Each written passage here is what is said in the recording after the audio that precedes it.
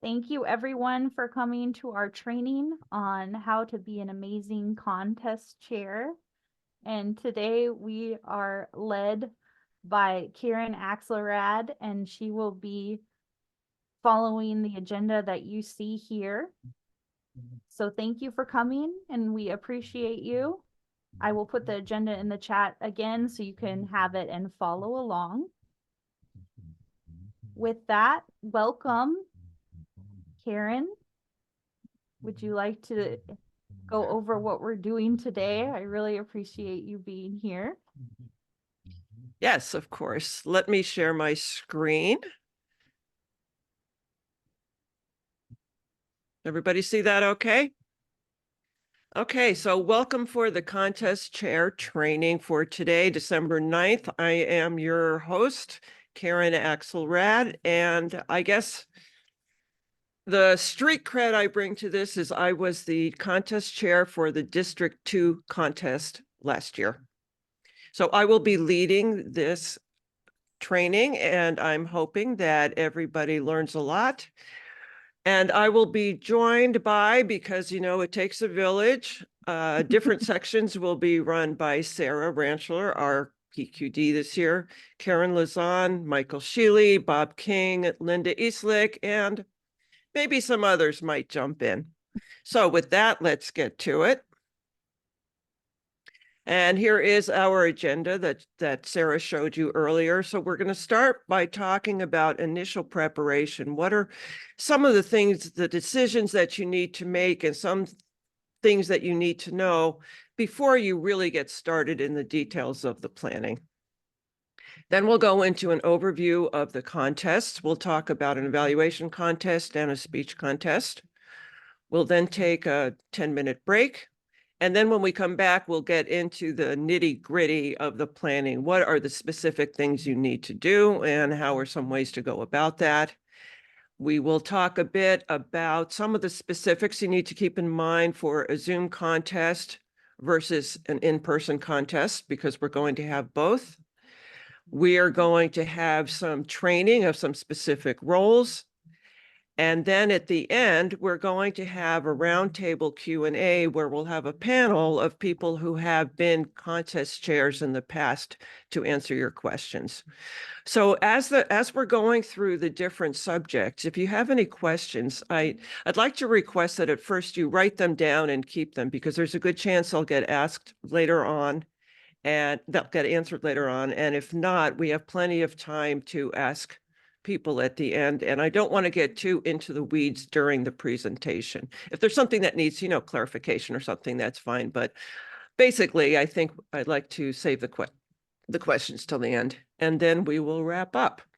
So for that, let us get going. And first of all, I want to say that we're really happy that you're here, because running contests takes a lot of organization, but it also takes a lot of people. And so the more people who are interested in participating and helping to run a contest, take some of the roles, the smoother it is for everybody. And we all just have a great season that way. So thank you so much for coming and for your interest. Okay, we are going to start with the initial preparation. Again, these are the first decisions you need to make before you even get started. And Sarah, our PQD, is going to talk about partnering up at the area level, estimating the length of your contest, and choosing your date. And then when she's done, Bob King will be talking to us about how to find a venue. So with that, I'm going to turn it over to Sarah. Thank you so much, Caryn. I have some slides to share.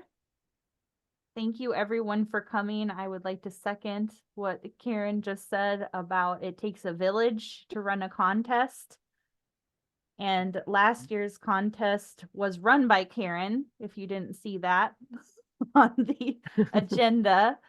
And this year we have the winner from last year in this photo to help run the contest. And I put the definition here because I think it puts things into perspective how much people take these contests very seriously.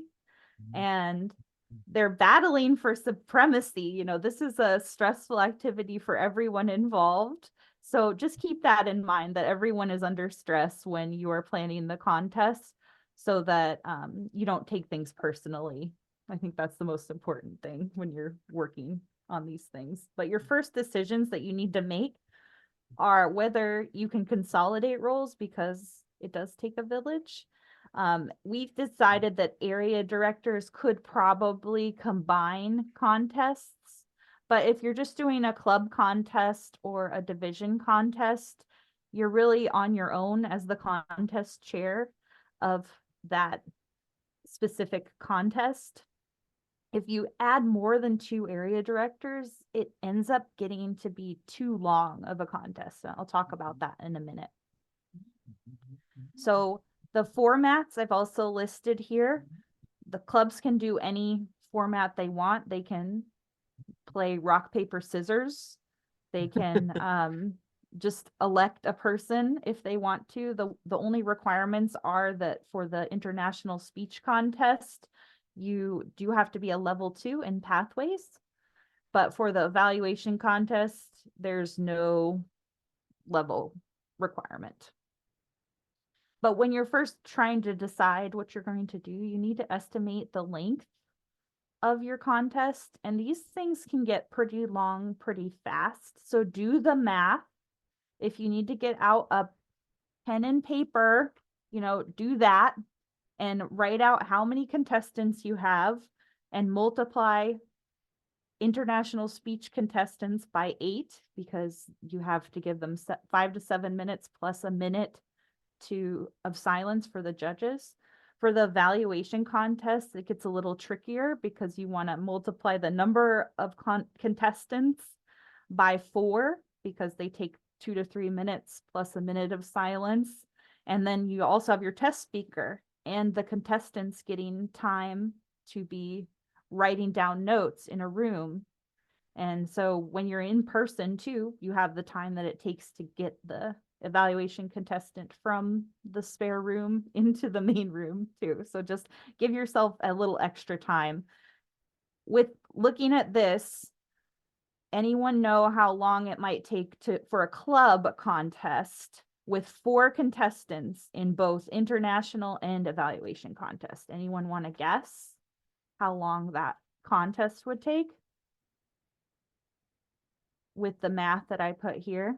So it's 4 times 8 plus 8 times 8 plus 7 plus 5. So it's 61 minutes. So it's just over an hour. And if you're doing a club contest with 4 contestants, you might want to schedule an hour and a half to give yourself some buffer time in there for introductions and all of that. So knowing how long it's going to take is important, because then you're going to schedule your briefings like a half hour before that, so everyone is prepared at the start of your contest. So all in, just a club contest with 4 contestants, that could be 2 hours of time you as a contest chair are taking from briefing to the very end. So consider that. We do have some deadlines in the district that will make it easier for you to decide whether or not your date will work for your contest. So all clubs need to have their contest done by Monday, February 19th. Write that down. It's very important. Take a screenshot. So area contests will run from February 20th to March 24th. And then division contests will be scheduled March 26th through April 21st. And then the District 2 contest is at Maidenbower. And there's a little QR code here if you want to try and get in on the early bird rate. We still have early bird tickets available. It's a really good deal. It's $135 to go to both the contest and the conference, just all day, lunch and dinner, or it's $85 just for one or the other. And these are the people that you're going to want to talk to if you have any questions. This is our District 2 contest team. We have Michael Sheely as the chief judge, and he's here today, as well as Kendra Smith, the contest chair, taking over for Caryn I know she's taking lots of notes today, so thank you both for being here. And then you pick your date. So find out what works for your team within the deadlines, within the constraints of what I mentioned earlier. And then if you're planning your meeting for Zoom, you just have to schedule the Zoom meeting and get going. For area directors, you need to get those on the DTM calendar. But for divisions and for some clubs, the most important thing for your date is going to be picking your venue. And for that, I'd like to welcome Bob King to talk to us about all of the issues and logistics that come with picking a venue. Welcome, Bob. Thank you, Sarah. My cred in this was in the 2020 to 2021 contest season. The first, actually the second Zoom I was the district chief judge. Before that, and after I've chaired contests, I've been chief judge, worked in a lot of contests, worked in the pre-COVID venue search, and it is fun. Now, one thing you will have, one aid to this year is that the area contest will be on Zoom, so Zoom will still be your venue. But for the division contest and for club contest, you will have to work about venues, and they can be fun issues. Now, I'd like to pattern this on my 3 keys of leadership. It's never too early to plan. Delegation is vital, and the answer is always no, unless you ask first. It's never too easy to plan. People go, but contest, it's not starting to. I don't care. It's going to be here tomorrow.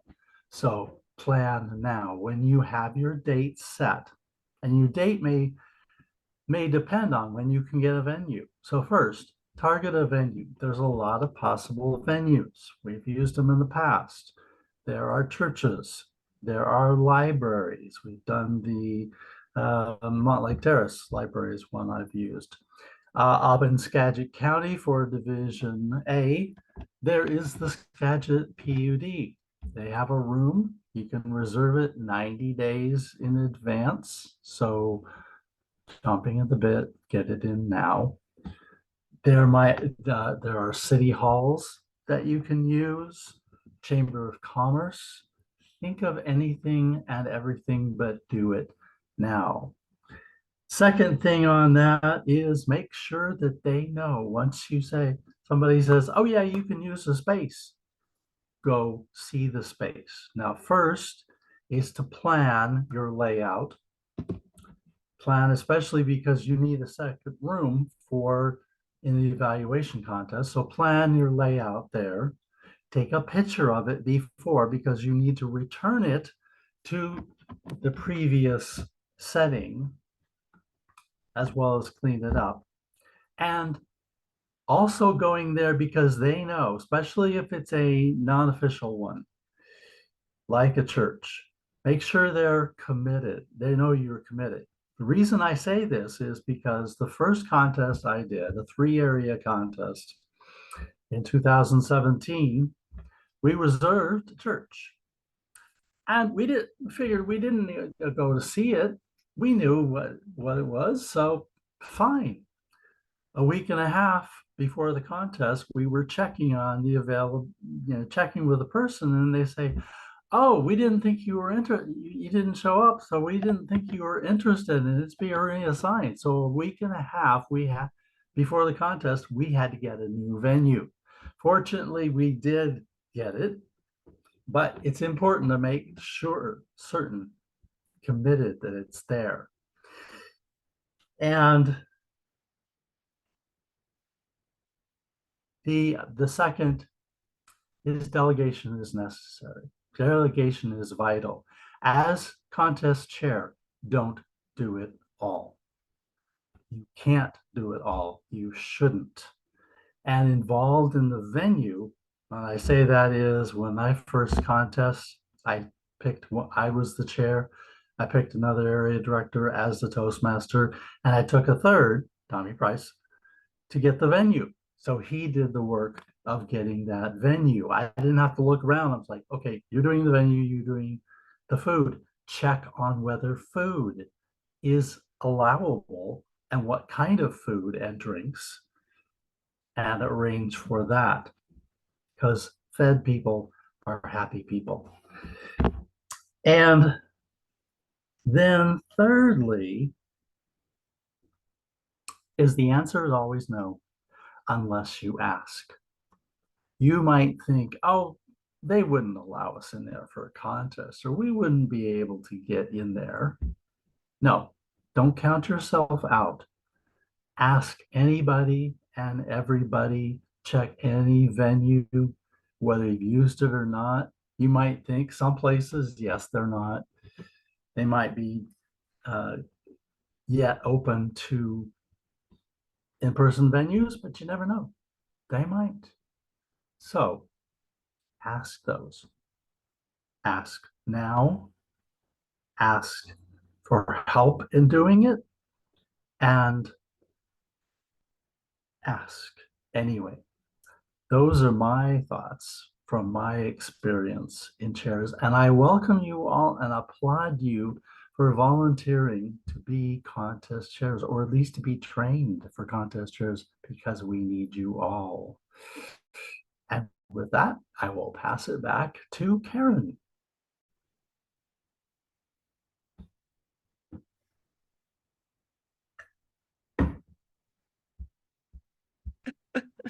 Thanks. Minor detail, unmuting myself. Thank you, Bob and Sarah. That was very informative. And again, if you have more questions at the end, I'm sure they'll be happy to expound or clarify anything.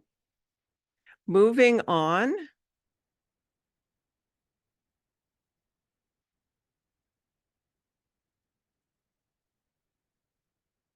So continuing with our initial preparation, we have Caryn, who is going to speak to us about all of the resources that you're going to have, rule books, checklists, YouTube videos, and then once you have all this information, how to organize and share your information. Because again, we're getting you set up to have everything in place before you start the real specific planning. So with that, take it away, Caryn. Thank you, Caryn. Well, last year I was contest chair for an area contest and a division contest, and I've been contest chair for numerous club contests.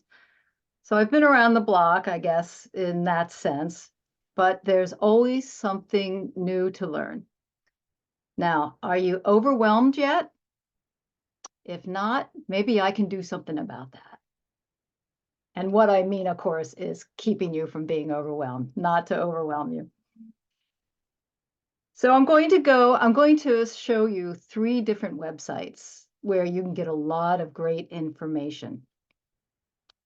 And along the way, I'm going to give you some tips on what to do, how to organize, because after all, you're going to be the head of a team. You're going to pick your team and you're going to be the manager of this whole thing, and you want to be organized.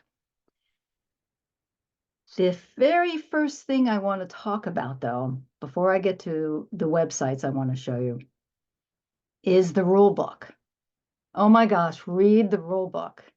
I know when you signed up, it said to read the rule book before you come to this. I don't know how many of you did it, but believe me, you want to do that. And I'm going to just take a quick look at it and show you some really why it's so important.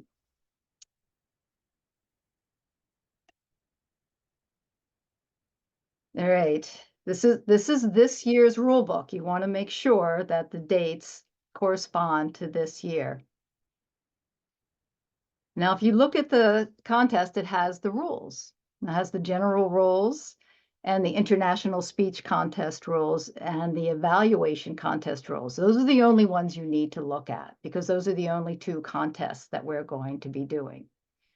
Now, when you look at the rules, I want you to pay particular attention to the qualifications for contestants and the qualifications for judges. This is so important. So even if you're not doing, if you choose not to do a club contest, and I should say, if you do choose to do a club contest for you VPs out there, then you need to follow the rules. But if you're not going to do a contest, you can do rock, paper, scissors, as Sarah suggested, or however, or just everyone vote you in. But regardless, make sure your contestants that you are sending on to the area contest, it has all the qualifications. Believe me, this we've got, there was a few gotchas last year. We don't want that to happen. Also the same with the judges. Between the different areas, the qualifications might be different. This is where you find that out in this rule book. The next handy thing in here are the checklists. And you want to take a look at there. They're pretty thorough. Now it has the contest chairs checklist. Now it doesn't mention necessarily a Toastmaster. So some of the contest chair duties might be the Toastmasters duties as well. And that probably will be talked about later today. But these checklists are really convenient for figuring out if you've got everything in place. The other thing is the speech contest materials, and let's take a look at that. There's a whole bunch of materials that you will download from the Toastmasters.org website, and I'll show you where you can get these. But what's nice about the way they have this laid out is it tells you which items are important to which people.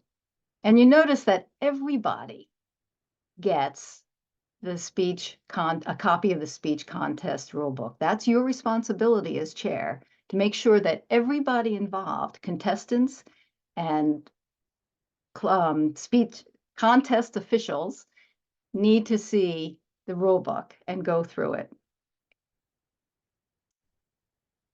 Now, this also has some additional resources, which I'll show to you, and we'll get to that.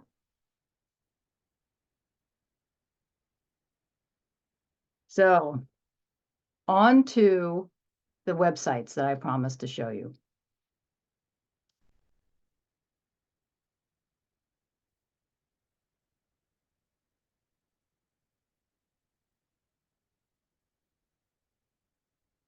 Okay.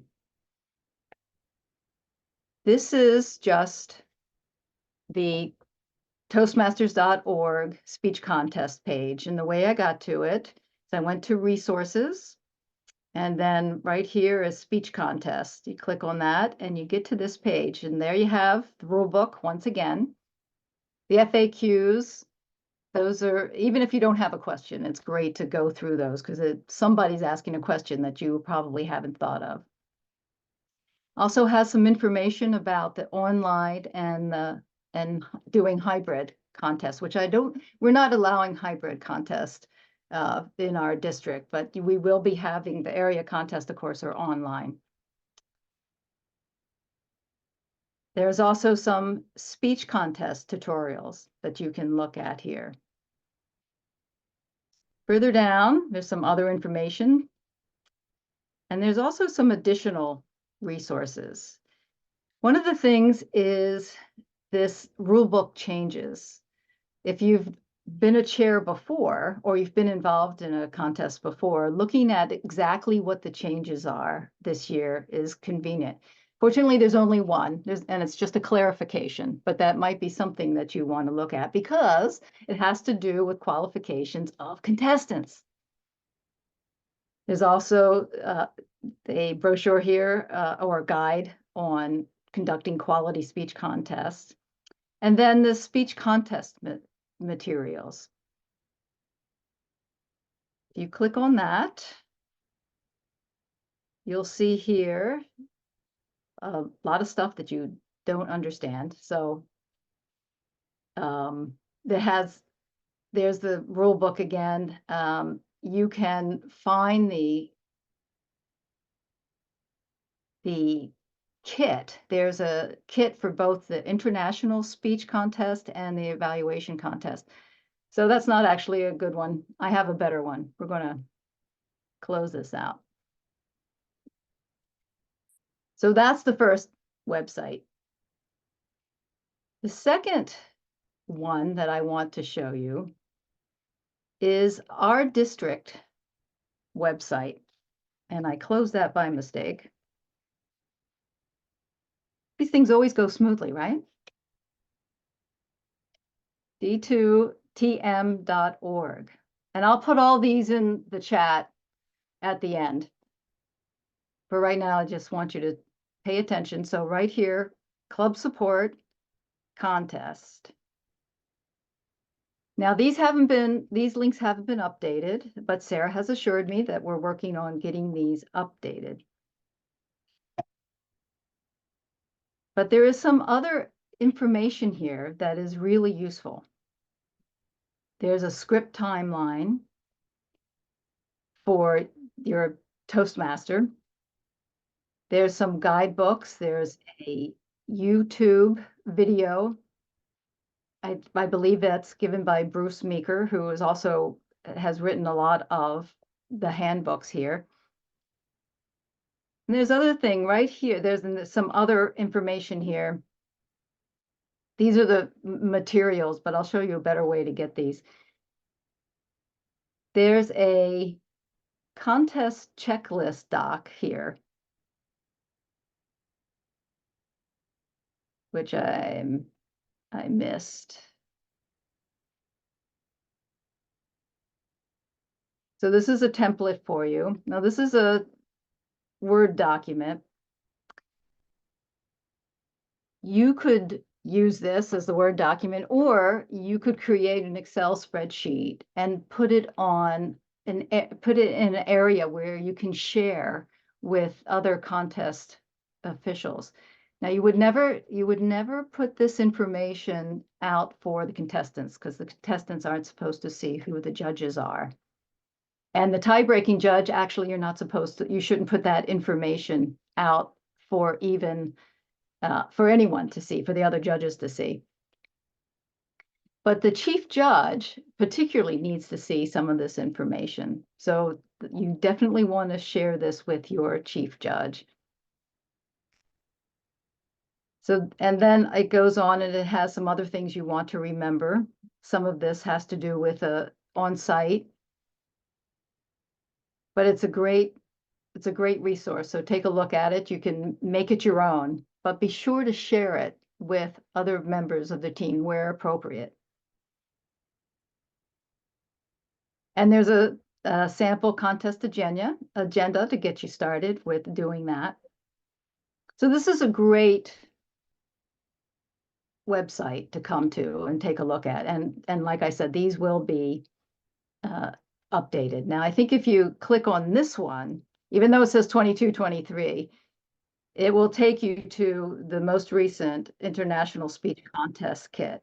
And so you can download this. Now that's for the international speech. All you have to do is go up into this search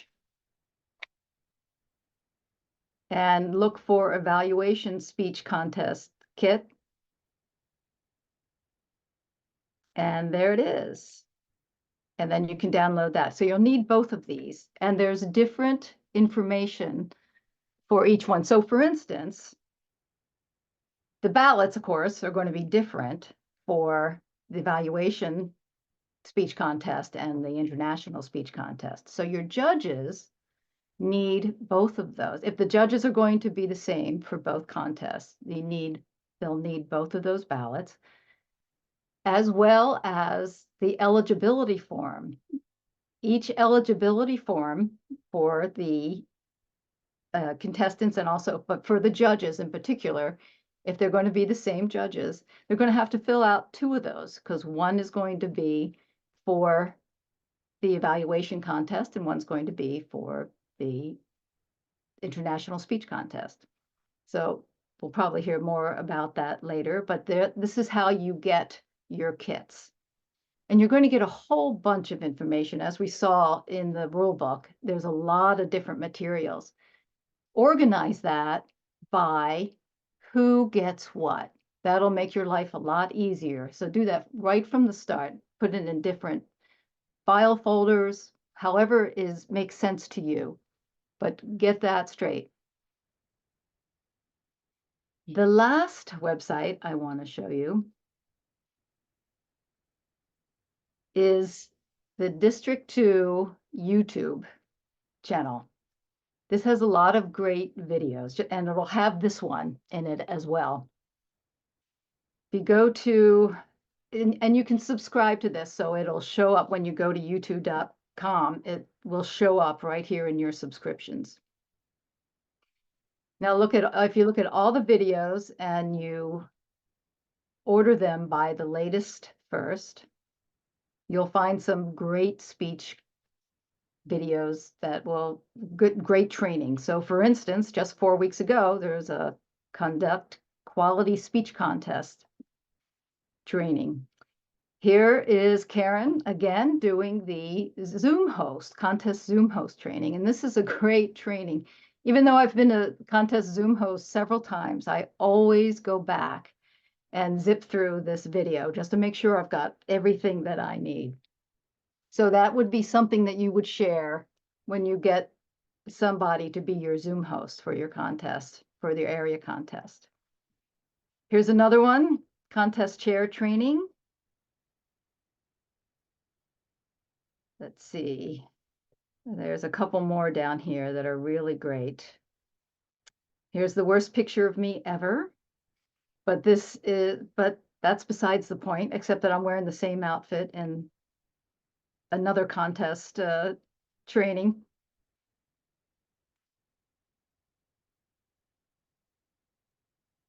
Here's how to run a speech contest from a couple years ago. Here's one that is great, speech contest training for contestants and judges. This is where I'm wearing the same outfit. Pretty sad. I should check before I do these things to make sure I'm not wearing the same thing. But this is a speech contest training for contestants and judges. And so this is a great training to share with both your contestants and your judges. And there was also one recently, I think I skipped. It's up here somewhere. There it is. Speech coaching with Lindy.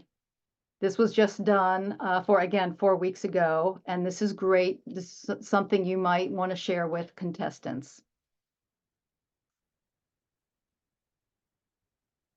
And I believe that is everything I have to share with you.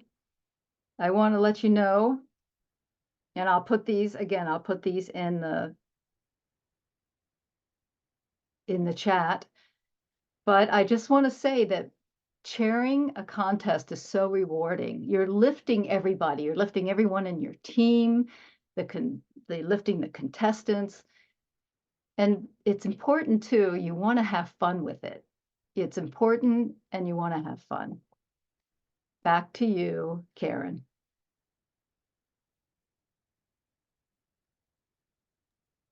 Thank you, Caryn. That was some great information, and everybody make sure and look in the chat to get the links from Caryn. So moving on.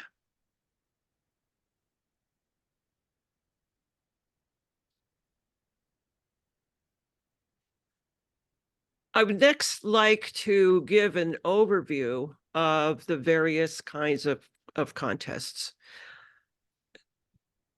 When we have a contest, if we're going to have, at say the division level, it's the contest, it's actually going to be 2 contests in one.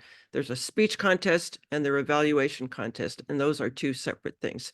Now, I know that most of you are familiar with a speech contest. You've probably at least been to one, but I don't know if going to one or competing in one, you've really seen the big picture of what's going on. So I just wanted to kind of talk about that.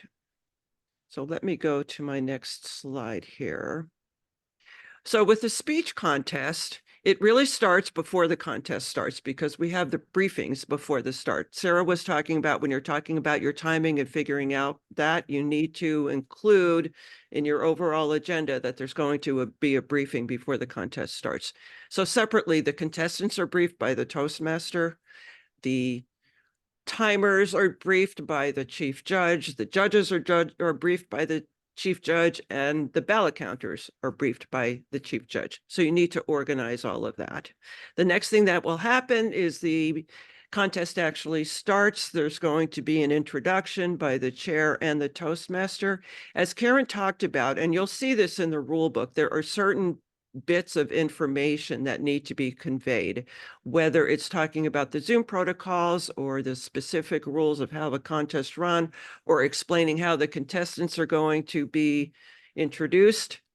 Someone needs to say these things. And one of the things that you're going to want to do is figure out which things are going to be said and specified by the chair and which will be done by the Toastmaster.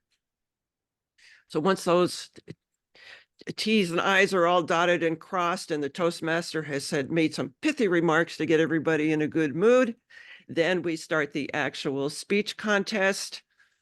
Again, and this is, it's basically give a speech, 1 minute of silence for the judges, give the next speech, 1 minute of silence for the judges, the next speech, 1 minute of silence for the judges until we get to the last contestant, and then we have silence until all of the judges have finished ranking the contestants and the ballots have been collected. What happens next is that the contestants are interviewed. You may or may not know that that happens because while they're being interviewed, that's when the ballot counters are off actually doing their tallying, and we want to keep things moving. Then, when it's all decided, we announce the winners. Later on in this meeting today, I'll show you a sample agenda when I'm talking more specifically about planning. So that's pretty basic and pretty straightforward. Evaluation contests, if you're fairly new to Toastmasters, you may never have even seen one because once we moved to Zoom, which was back in 2020, so almost 4 years ago, we stopped having the evaluation contest. So I'm going to talk about an overall how an evaluation contest is run, again, in and of itself, just that contest. So again, we need the briefing. All the role players need to know what to do. Again, we have the intro by the chair and the Toastmaster where we make all the necessary announcements and get everybody in a good mood. And then what happens is we line up what is called a test speaker. So one of the roles for the chair is going to be to find a good speaker, not a perfect speaker, because this is an evaluation contest and if speech is too perfect, then they have nothing to say, but a really good speaker. They give a test speech. The contestants are the ones who are going to be evaluating that speech. So after the test speech is given, the contestants are sequestered for 5 minutes. Either they're in a breakout room in Zoom or they're off in another physical location, as Bob talked about, if it's in person. They're given 5 minutes to think about their evaluation and take down their notes. There's actually a specific piece of paper that they use to take these notes down on. And while they're doing that for 5 minutes, again, to keep things moving, the test speaker is interviewed by the Toastmaster. Now, at the end of 5 minutes, there will be a sergeant at arms who actually collects all of their notes. And then one by one, each of the evaluator contestants is brought in to give their evaluation. There's a minute in between each one for, again, the judges to do their thinking and take their notes. The next one comes in, a minute of silence. Next one comes in, a minute of silence. And when the last one is done, we do silence until the judges have finished their rankings and the ballots are collected. This last line here, interview contestants, sorry. Forget that part. At this point, and then we announce the winners. Again, I'll show you a sample agenda of that when we get to the planning section. So as you can see, it takes a little bit different kind of organizing, and you need a sergeant at arms, which is different from the other one. Now, one of the things to think about If you are at the area level and you may be combining contests, you already have two separate contests because you have the speech contest and you have the evaluation contest. And then you also have separate contests because each area is running their own contest, even though they're sharing resources. So you have one decision to make is, will you share a test speech or not? Either way is fine. It's up for you. It's up to you to decide whether you'd like to do that. But the things that you'd want to consider when you're making that decision is, how would the overall flow work? How much time would it take one way or the other? Would it be more interesting if we had two different speeches or just one speech? So let me show you, this is a very simplistic agenda, but just to show you what I'm talking about here. Let me find it.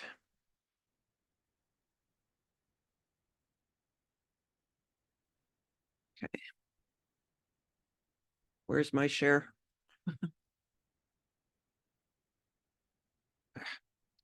Sorry, as somebody said, it doesn't always work. So let me find, here's my share screen. Ah, there we go.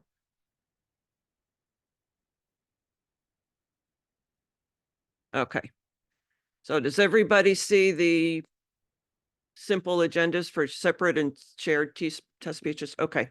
So for example, if you were going to have separate test speeches and it's two different areas, you have the opening ceremonies when you're sharing your chair, you're sharing your Toastmaster and all that for both areas. Area one would start, they would specifically have their own speech contest, their own evaluation contest where they have found their own test speaker, probably a break. Then area two would go, they would have their specific speech contest, their specific evaluation contest with a different test speaker. And then at the end, you announce the winners for both areas. If you were going to share a test speech, again, you would start out the same, open everything up, you're sharing most of the resources. Area one would go and have just their speech contest. Area two would go and have just their speech contest. At this point, you'd probably take a break. You may or may not have one up here. And after the break, you have one test speaker. And then the evaluation contestants from both areas are put into the other room, given the 5 minutes, and then their notes collected. And then you would have the actual evaluators come in for area one, do all their evaluations, collect the ballots, and then you would have the second one come in one by one. So again, it doesn't matter how you do it. Just make sure it makes sense. But I've checked with our PQD and she is fine with either one. But this is a decision you'll want to make. And again, you'll want to game out the timing as she talked about. Think about the flow. Think about, is it more interesting if we have two different test speakers? All those kinds of things. Now, along the line of planning contests, I just want to come back to, with the overview of the contest, I just want to come back to and mention that, as it was said, the area contests are on Zoom, the division and the district are in person. Club level, you can do whatever you want. It does run the gamut from rock, paper, scissors to a formal contest, but just so at the club level, it can be online, it can be in person, it can be hybrid, it doesn't matter. It can be a formal contest following all these rules, but if you are making it a formal contest and following the rules, then you do need to follow the rules. So for example, if at the club level, somebody goes over time and this is a formal contest, they're out of it. They cannot go on and win area. You can't just say, oh, well, it's just club. It doesn't matter. It does matter if you're holding a formal contest. You also have the option of choosing without a formal contest any way you want. The only person who volunteers, they go. Rock, paper, scissors. You could do an informal contest where you do have everybody speak, you have judges, or you just have the membership vote. The thing to watch out for, if it's not a formal contest and you want to make sure that somebody who runs over still gets to go, don't call it a contest. even in your own agendas, in your own writing anywhere, it's going to be the club competition or anything. If you call it contest, it's a contest. So just make sure you don't call it a contest if you're using any other method of choosing your person. Okay, so that ends the overview. I believe that means that we're up to the break now. Is that right? That is correct. I will pause the recording. Okay, so back in 10 minutes. Welcome back from your 10-minute break. I hope it was enjoyable and that you are back and ready to learn more as our agenda continues with contest chair planning with Caryn Axelrad. Welcome back, Caryn. Thank you, Sarah. Let me get my screen share back on here. Okay, so now we're going to get into the nitty-gritty of the planning.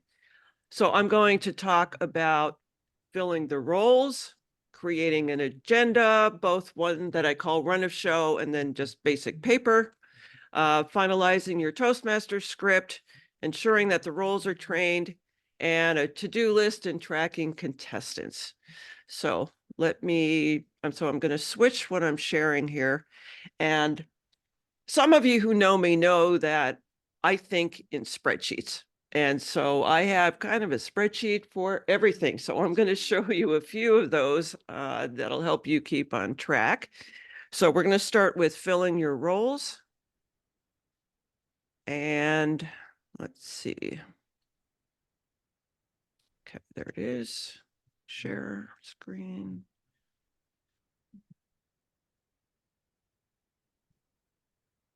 Okay, can everybody see that? Yeah.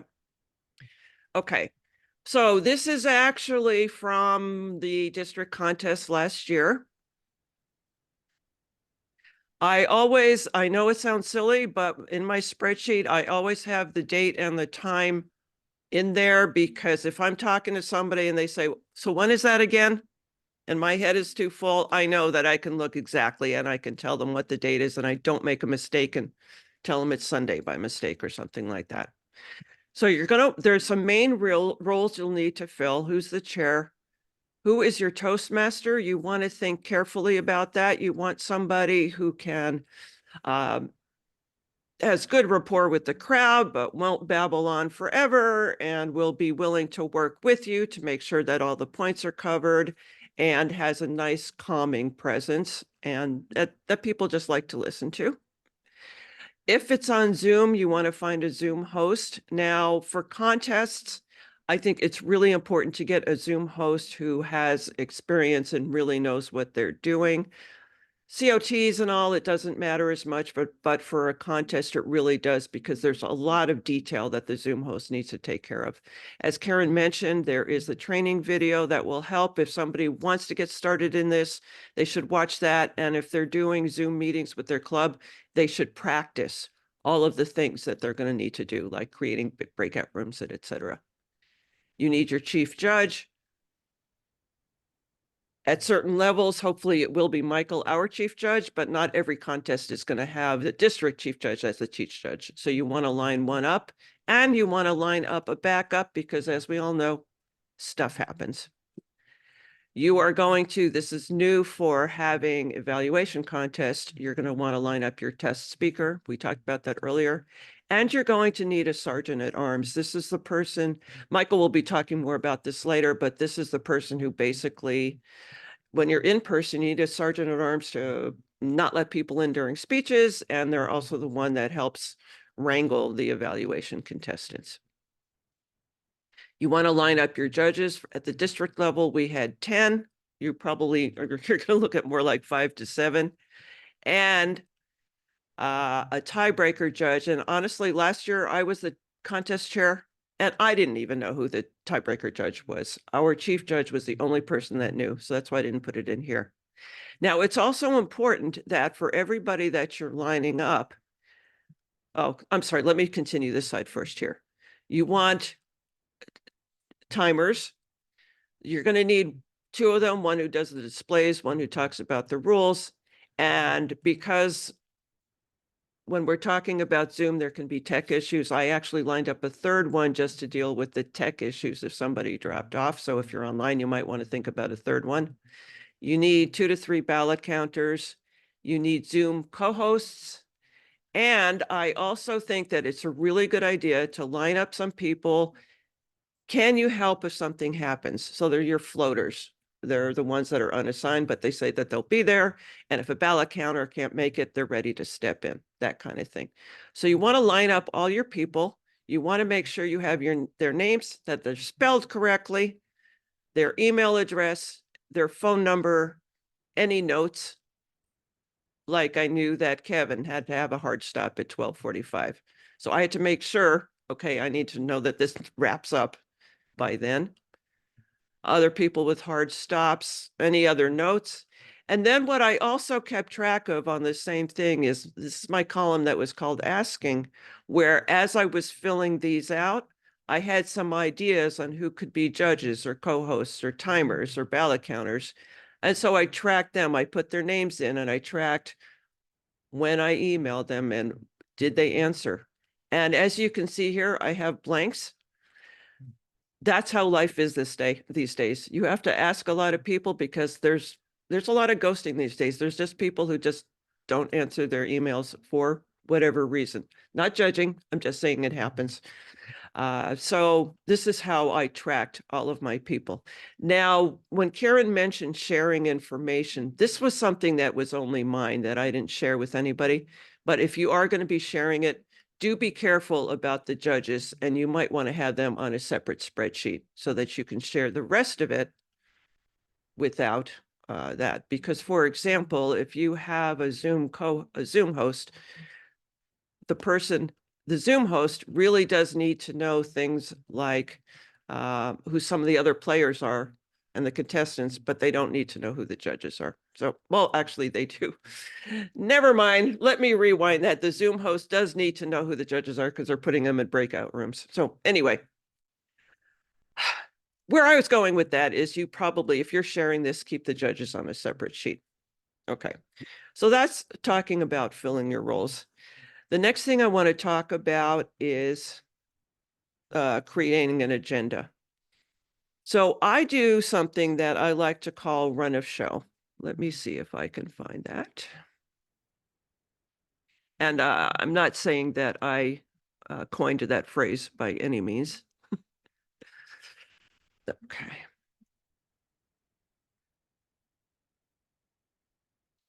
All right, where is my run of show?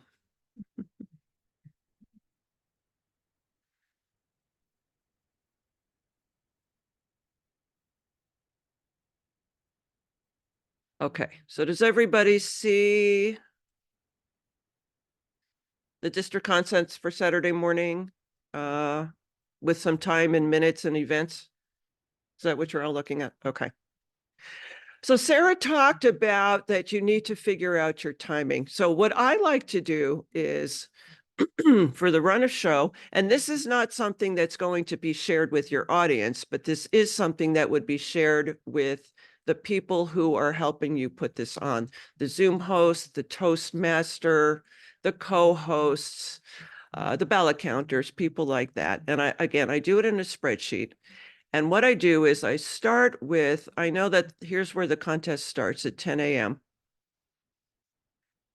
And then you need to back up and think about your briefings. And so we backed up to 8:45. This was for Zoom. This is when we opened the room. And what I do is I put the starting time in here.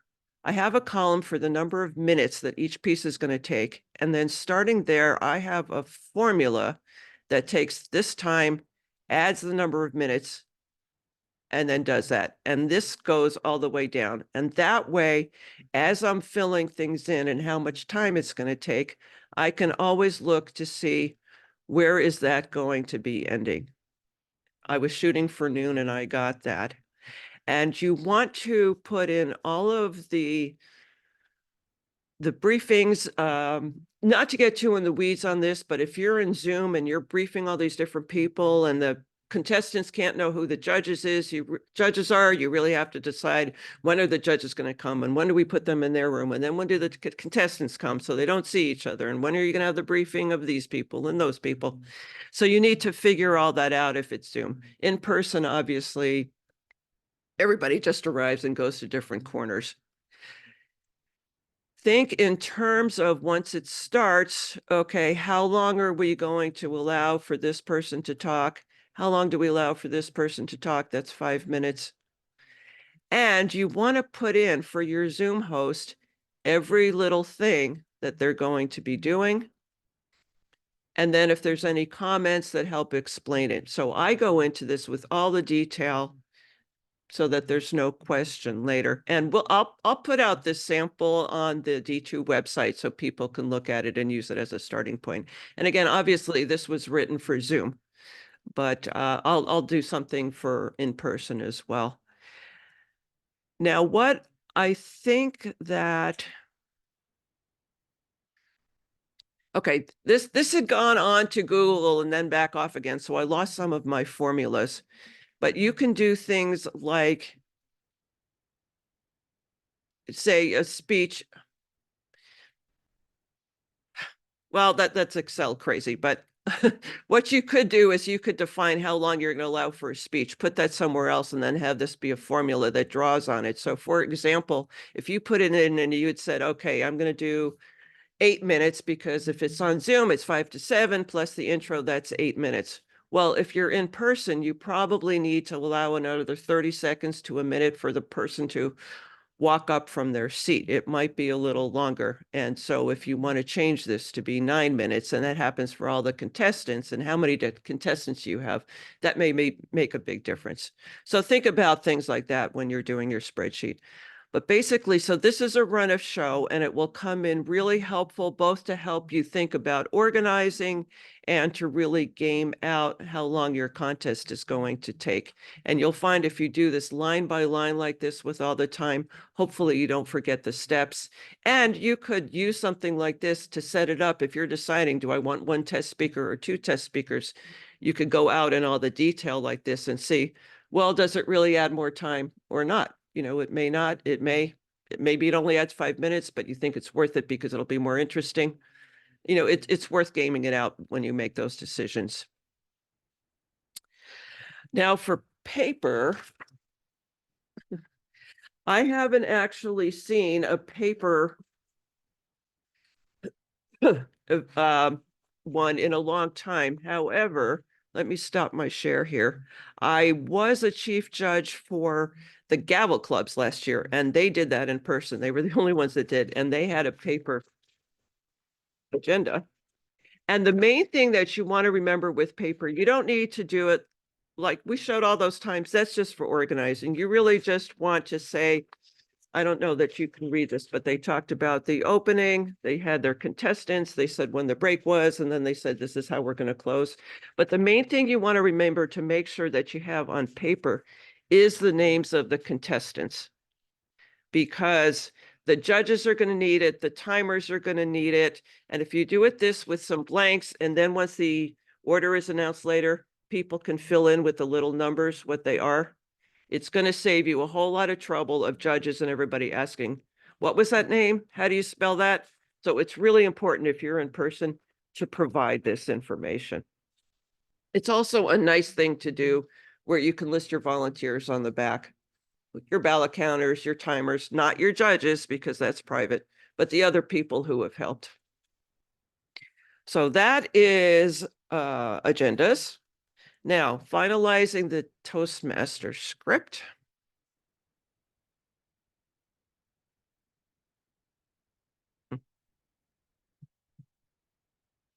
This is the script that Marty and I came up with last year. Marty was the Toastmaster and wrote out everything. So she wrote out her thank yous.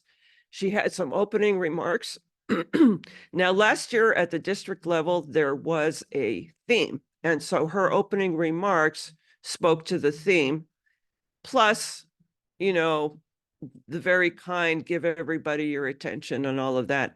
So one of the things to think about is, are you going to have a theme? And if so, the Toastmaster should talk about that. If there is no theme, then they'll just want to say some good welcoming remarks, get everybody loosened up, get everybody in a good mood.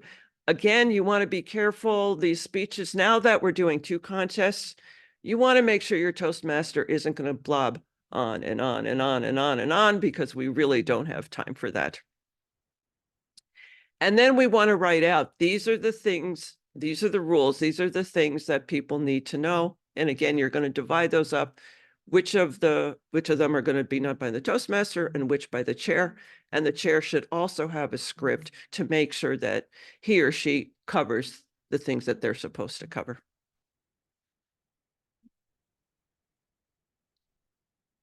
And notice that she, talked about everything, the 1 minute, how she was going to introduce it, all the things that are in the rule book.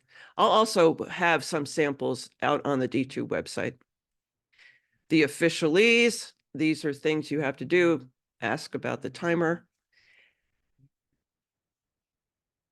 The speaking order, we announced that twice, so there aren't questions.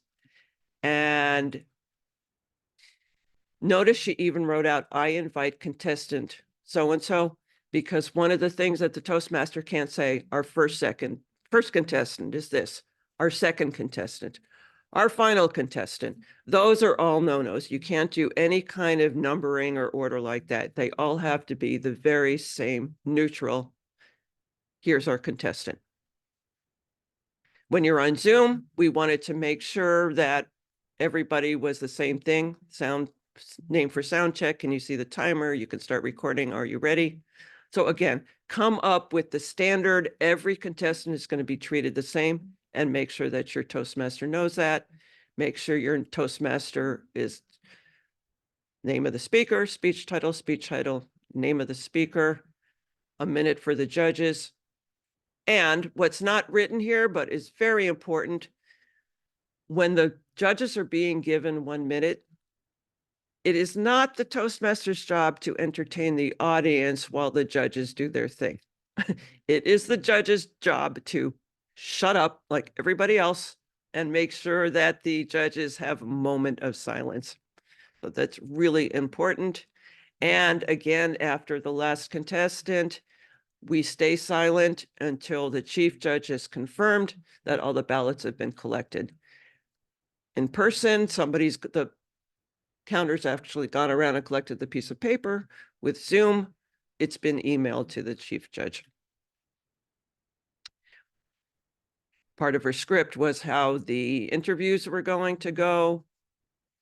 And she wanted to make sure she asked everybody first about their Toastmaster experience, and then some other question that she was going to come up with, probably from their bio, and then turn the control over. So you want to do this. You want to take the trouble to really figure out exactly what your Toastmaster is going to do and make sure everything's fair and consistent. Okay. You want to ensure that your roles are trained. Again, we're still talking about planning here.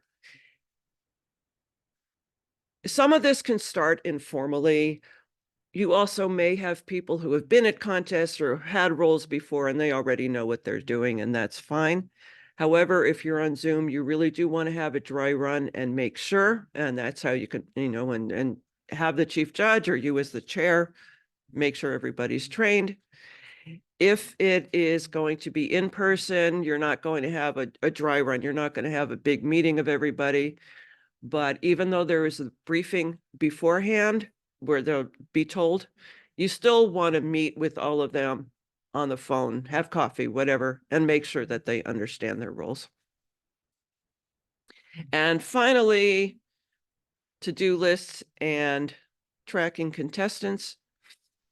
So where is my...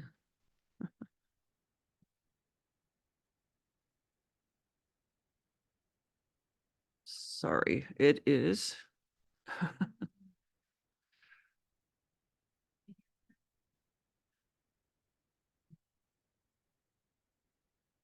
I know I have this. There we are. So to-do list, Caryn talked about the checklist. There's a sample on the D2 site. There's also checklists that are provided by Toastmaster, and she's talked about making it your own. And I agree with that 100%. I honestly, I think in terms of checklists, and I had one going, and and whenever I chair a contest, and I also use it as a stream of consciousness things. If something comes up, I'm like, oh, I got to make sure I do that. Oh, I got to make sure I do that. I got to make sure I do that. I try to organize it into sections, and then I put things in there, and then I mark when they're done.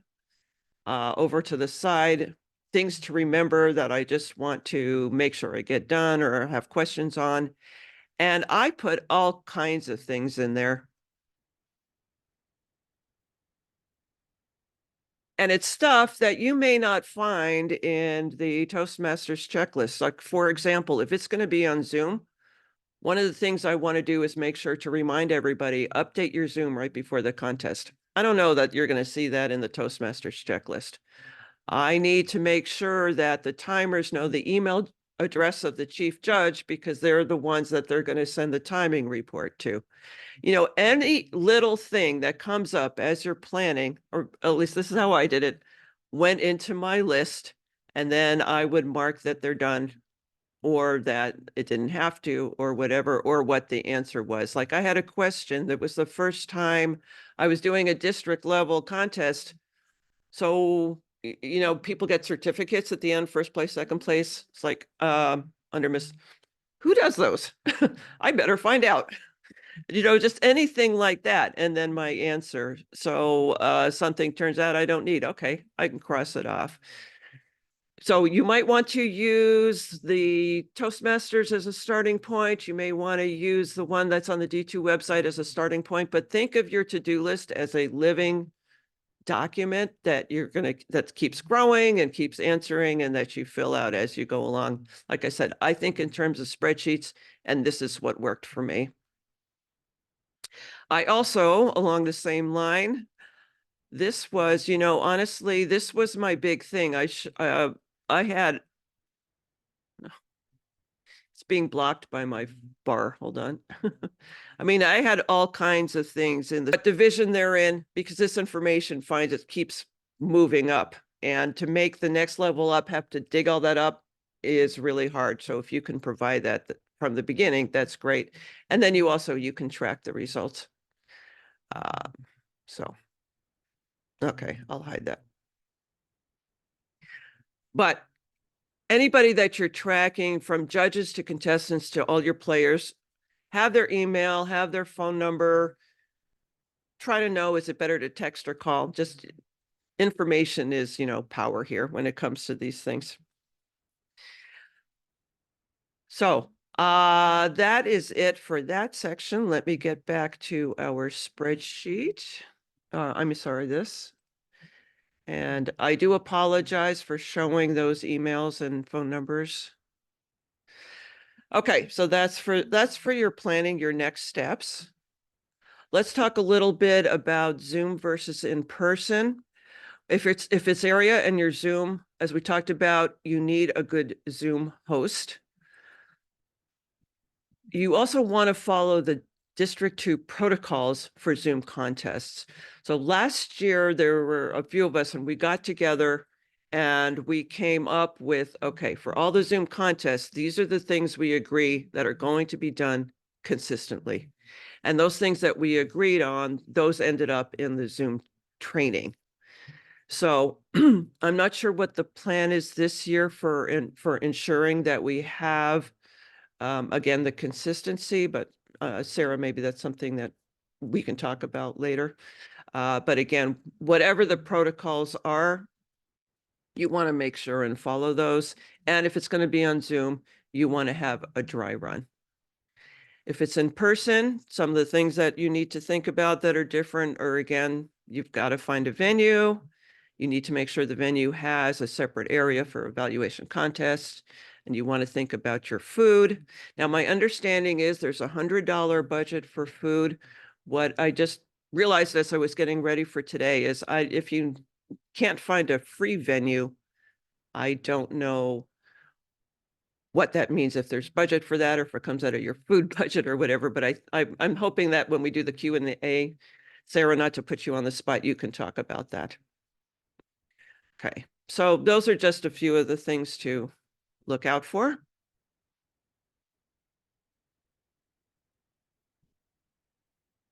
Oh, and before I do this,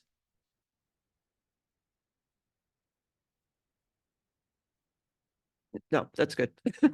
Okay, so those are some things to look out for. So at this point, we're going to move on, and Michael is going to do some training on the roles of timer, ballot counter, and sergeant at arms. Take it away, Michael.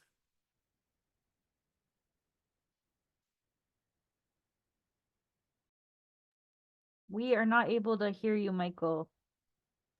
Bummer. Yes, do apologize. Standard rookie mistake. Should not be doing that at this point. Any rate, fantastic information from Caryn. Make sure you took notes, and if you have questions, make sure you formulate them for efficiency towards the end, since we want to get in as many questions and answers as possible.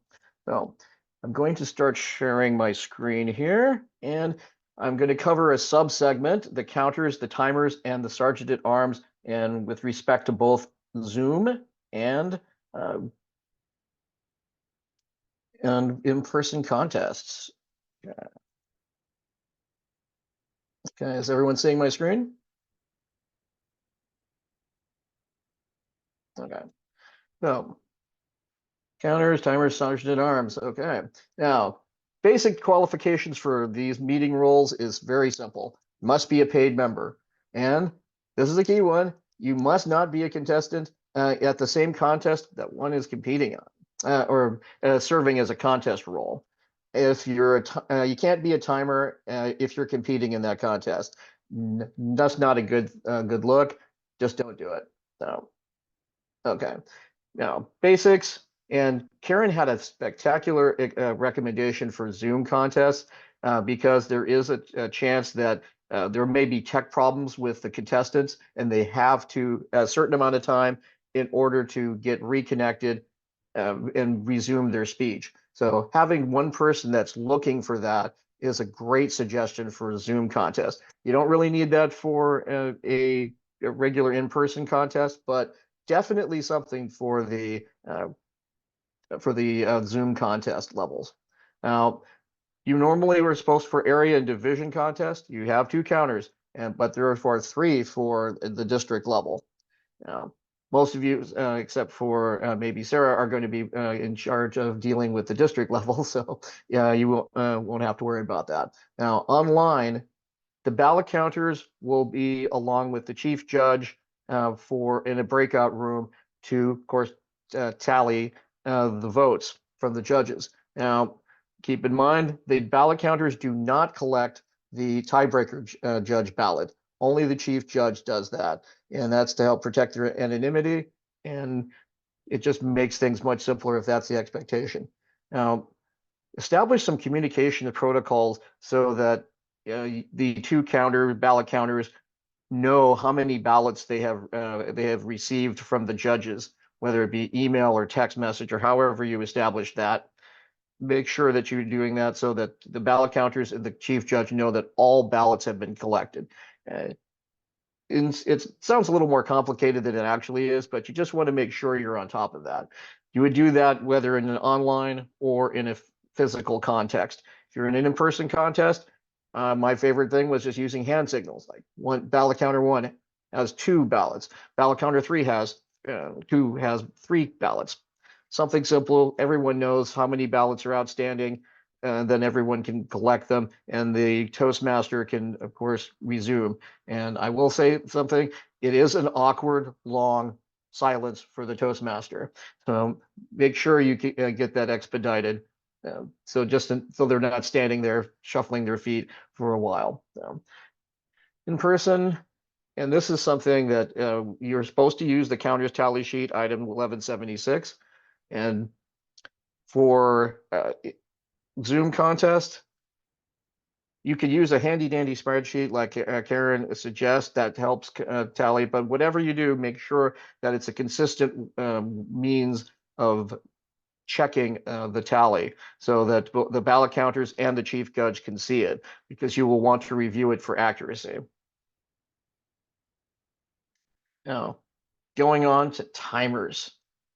Read the timing. One reads the timing rules, and item 1175 can help. You can whether you're in an in-person or Zoom context, you can use 1175 to read off the specific timing rules for the contest in question. Try not to deviate from it, because you don't want to give out improper information regarding the timing rules, whether to the contestants or to other contest officials. The second timer does the time signals. They're going to be designated to show red, yellow, and red. Make sure they're clear on the procedure for that. Once the time signal has been reached, place it up, whether it be make sure that they know that it's green, yellow, or red, and leave it on until the next signal is called for. With the case of the red signal, you leave it on until they finish speaking. And even whether they go out over time or not is completely irrelevant. And the time record sheet is used in in-person context, 1175, and that way the timers can indicate to the chief judge if anyone has gone over time, and the chief judge would receive those from the timers. Now, in an online context, you obviously aren't going to be pushing paper across the wire, so what you would want to be doing is have some means of verifying from the timers that get sent to the chief judge. Okay, these are the times for the contestants, but specifically noting if someone went under or over time, because the chief judge needs to know that in order to make sure that that person is disqualified for an award. And that leads to later the contest chair announcing there has been a disqualification for time if necessary, but that would be later prior to the announcement of the places. Let's see here.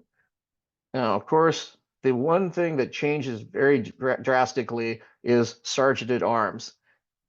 In an online context, you still need them for the evaluation contest, but the Zoom host is doing the de facto sergeant at arms for entry and exiting of the meeting. So, but for the evaluation contest, whether you're in an online or in-person context, they are, as Caryn had mentioned, the wrangler of the contestants for the evaluation contest. They supervise the 5-minute preparation time. My suggestion for an online context is to request contestants, after the 5 minutes are over, set aside their notes, maybe turn them upside down so they aren't tempted to look at them while they're waiting for their turn to speak.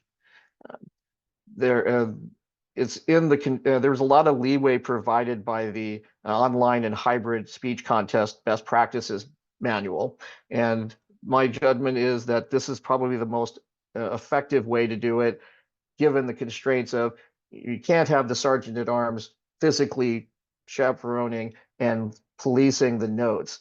But since everyone needs to be visible to the sergeant at arms, it should be obvious if someone is studying intently their notes while they're waiting for their time to speak. You can't stop people from contemplating, okay, I'm rehearsing my speech, I'm practicing what I'm going to do. That's going to happen regardless of whether you're in person or during the online context. But when it's time for them to speak in the physical sense, they get their notes handed back to them after having been collected at the end of the 5 minutes. In person, online, you can say, okay, you can now refer to your notes. And one thing I will point out that, as Caryn had alluded to earlier, there is a specific physical form for writing down your notes for the evaluation contest. You must use that and only that for the in-person contest. Not really practical to enforce in the online sense, but recommend that people stick with it, either the form or like an 8.5 by 11 sheet of paper that's blank for their notes, and they can physically turn it over. Do not recommend that people just type it on their computer and where they can continue to stare at it while they're working, waiting for their turn to speak. So just a suggestion there. And with the international in person, the sergeant at arms, again, standard entry control. Do not let people interrupt the meeting. And with international speech, the sergeant at arms can help with props, but make sure that they know that they need to do that, and that it can be done within the time between speakers. For the evaluation contest, as we had mentioned before, they're there to chaperone the note-taking process. Okay, so I'm going to stop sharing. And Caryn, do you want to take care? We need to take questions and answers now, or wait till later?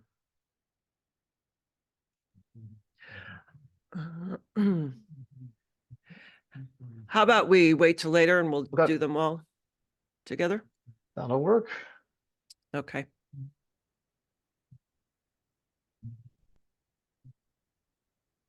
So I'm sorry, you're done? Yes, I am. Yeah. Oh, All right. Sorry. thank you. That was great. I did. Thank you, Michael. That was some great information. Okay, let me see. Where are we?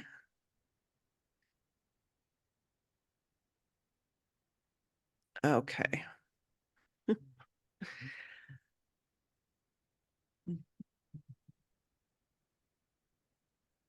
All right, that was Michael, and that does bring us to questions. But before we do that, which will be Linda Eastlick will be joining us. Caryn will come back. Anybody who's done contests will kind of jump in with answers. And again, we love questions. So did somebody stop my sharing?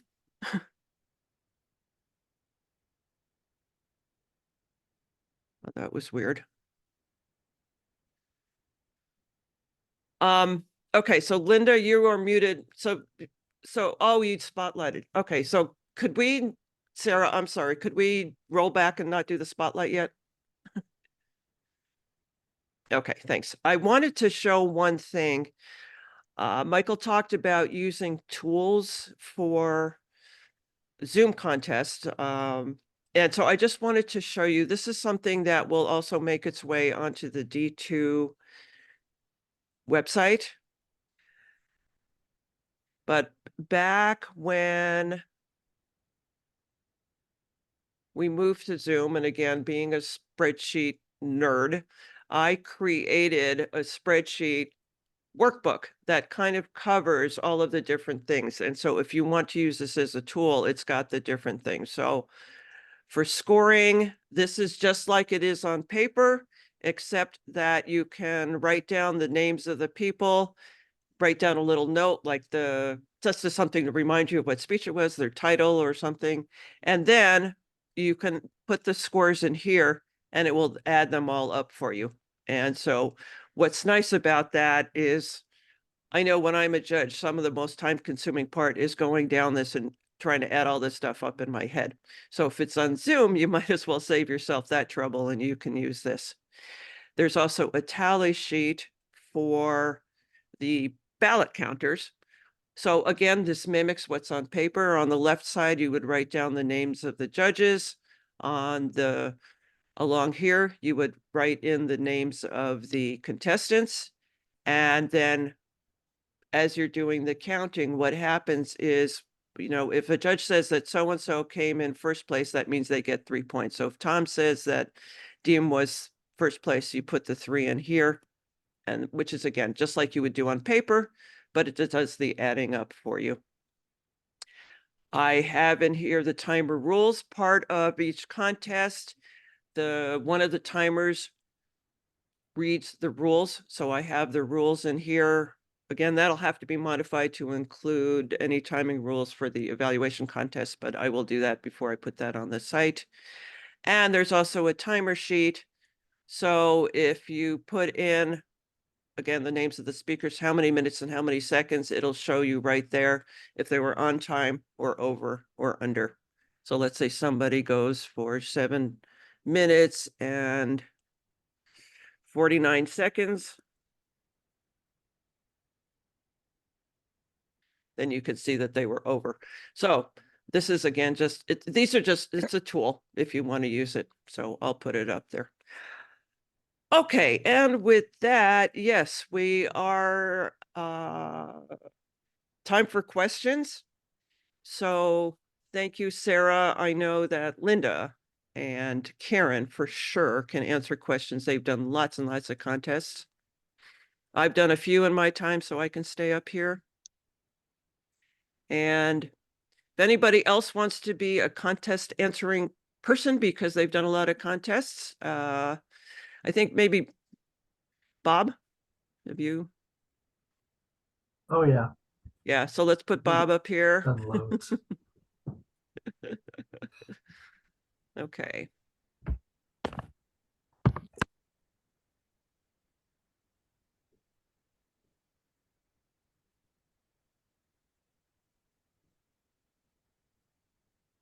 So do you want to go back to the chat and answer the first question in the chat?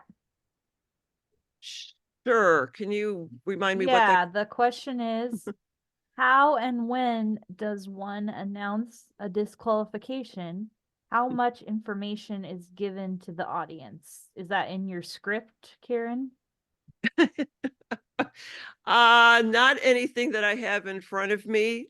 Linda, did you ask that because you are prepared to answer it? I'm as prepared as I know to be. And that my hope is that someone who has served as chief judge will make corrections if necessary. Okay. Right. But what I understand is that once a disqualification has been determined, what is announced is prior to announcing who the contest winners are, what order the 3 or 2 top placers are. The contest chair announces only that there have been time disqualifications. They do not announce any other disqualifications. They do not give names, but they do announce there have been 1 or 2 time disqualifications. Then they announce the winners.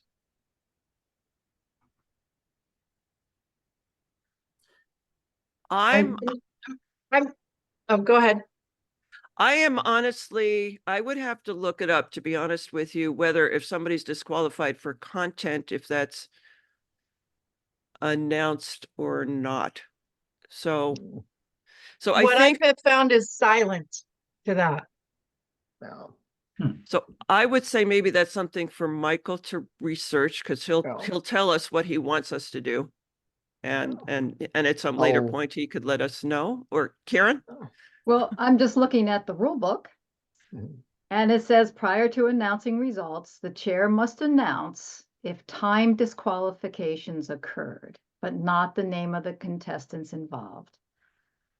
The chief judge may discuss the matter privately with the disqualified contestants. So it doesn't address the other kinds of disqualification then. It does not, yeah. So I guess Do we know if I know the content would be there's a disqualification. Do we know if for the latest update, if the reference disqualification is still in effect? If somebody refers to another speech or a speaker, if that qualification, and are those addressed, or are they just done, the person's disqualified and there isn't a notification from the chair? Because that's important for the chair. That remains a reason for disqualification. If you refer to a previous speaker or a previous speech, it's treated just as though you exceeded the 25% original non-original content limit, or you improperly attributed or failed to attribute at all some quoted material. It's the same sort of reason for disqualification. I would given that it's silent to that, I would suspect it would just be there was a disqualification for content or something like that, but don't name the person involved and just allow the rest of the places to be announced. I mean, Okay. if you don't do that, it depending on the situation, like if there are too few contestants and you end up only announcing one winner, you don't really want the people go, what the heck? There were two contestants. How the heck did we only have one person be announced? You kind of want to address that. I mean, obviously that makes, in that particular case, it's kind of obvious who is involved, but there's no real way around that. Like for instance, I had an area contest where, so actually it was a group of 3 areas, really horrendously long contest. Any rate, one of them had only one contestant in the area contest for, I think it was international speech, and they went over time. So the appropriate thing there would be when it's like for area, whatever, there was a disqualification for time, and then move along to the next area. I mean, it's kind of obvious what happens, and it's a little awkward, but there's only so much to be done about that. I mean, you can't keep people from using process of elimination. Yeah. I would just like to remind people also that when we're talking about disqualification, that only a contestant or a judge Yes. can call for disqualification for any of these content related type Right. things. Right. You can't just be in the audience Yeah. and just decide, hey. Yeah. So there's very formal procedures for that. And for Exactly. time, it's only the timer who's going to point that out. Yeah. So. Yeah. Yeah. Were there any other questions, Sarah, in the chat? Did you notice? There was one question from me about whether or not you can share the spreadsheets that you showed, just the ones without the data in the chat Oh, for for everyone to use. I'm kind of not ready to put them into chat, but I will be putting them on the D2 website Okay, with the webmasters cooperation. awesome. Love that. I have a question for Michael. Mhm. So the timing, the difference between timing on online and in person. So the rule book talks about 2 timers. Only one of them keeps time, and the other one shows the colors. Now, when you are in person, you're sitting there together, Yeah. and that's fine. But of course, on Zoom, the one who's showing the colors also has to keep time. Does that person submit times to the chief judge, and is that considered? No. In person, in the old days when we did, it was solely in person.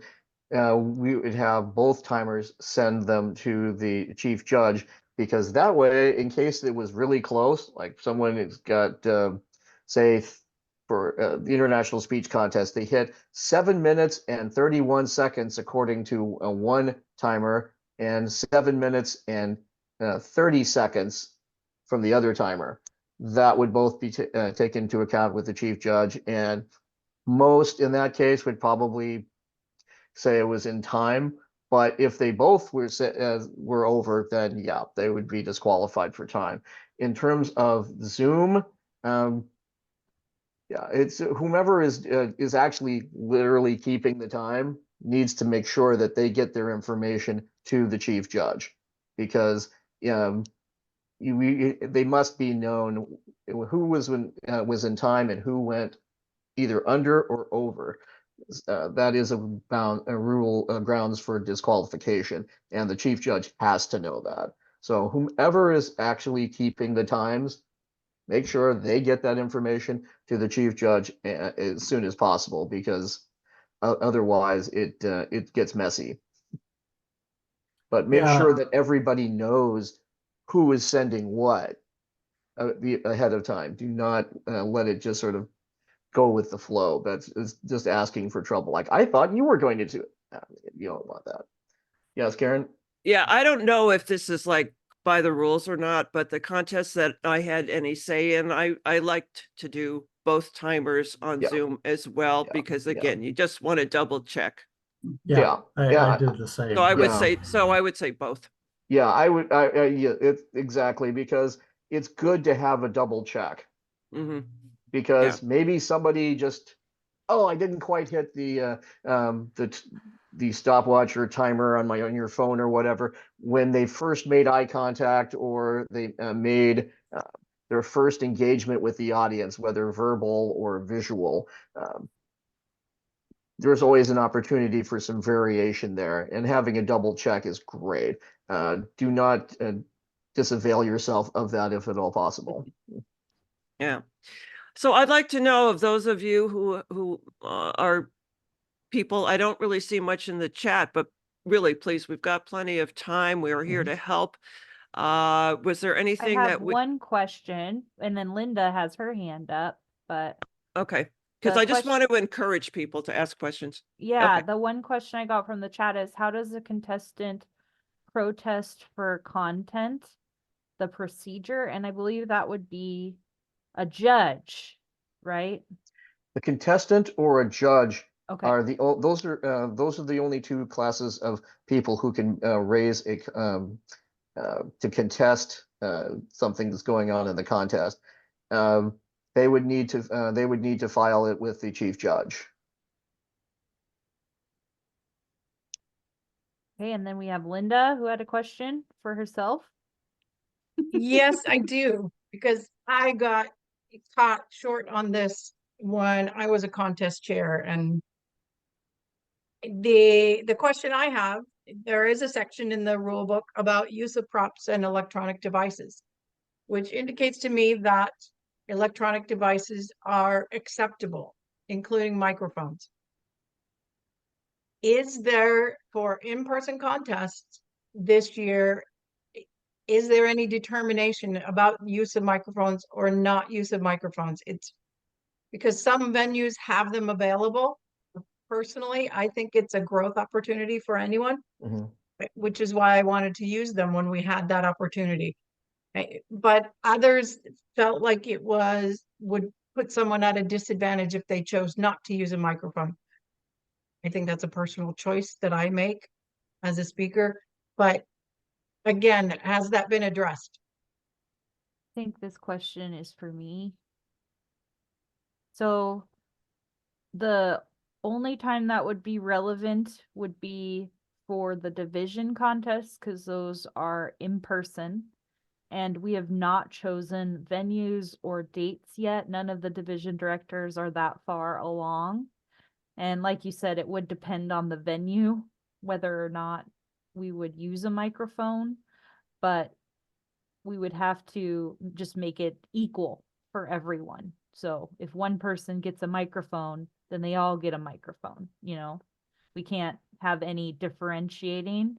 I can tell you for certain at the district conference at Maidenbower, every speaker will be mic'd. We will have lavalier mics for all the speakers. In the larger venues, that's Would appropriate. encourage, what was that, Michael? For the larger venues like at Maidenbower, that would be very much appropriate, because it's really hard to project in a very large room, and also it puts people with people with lighter pitched voices at a disadvantage, especially if they have difficulty projecting from their diaphragm. It is a distinct advantage in a large room. In a small room, it's not noticeable, but in a large room, it definitely makes a difference. There's a reason why opera singers take a long time to train themselves to project unamplified in a large room.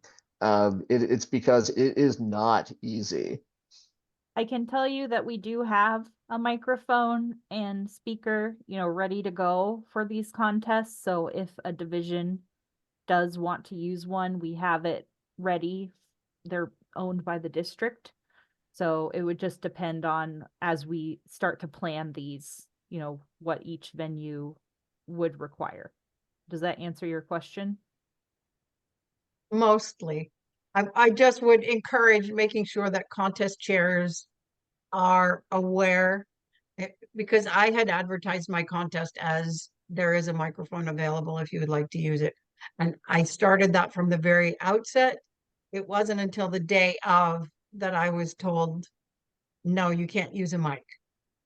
Linda, Hmm. would you like to send an email to the division directors and just give them some of your tips and tricks? Because those 7 people are the ones that are going to want to hear that. Everybody else, it doesn't really apply, but we do have a couple other questions. So can we move on to the next? I would add, for if you do have a microphone, have a sort of a mic check opportunity, and an Absolutely. opportunity for the sergeant at arms to help putting on the microphone to the contestants and putting clips. And as a tip for contestants, and this is something that especially applies to ladies who have fewer pockets in their clothing. If you have a lavalier mic that has a little, it's a wireless one that has a transmitter, you need a pocket for that, unless you have some easy way to tuck it into a waistband or something.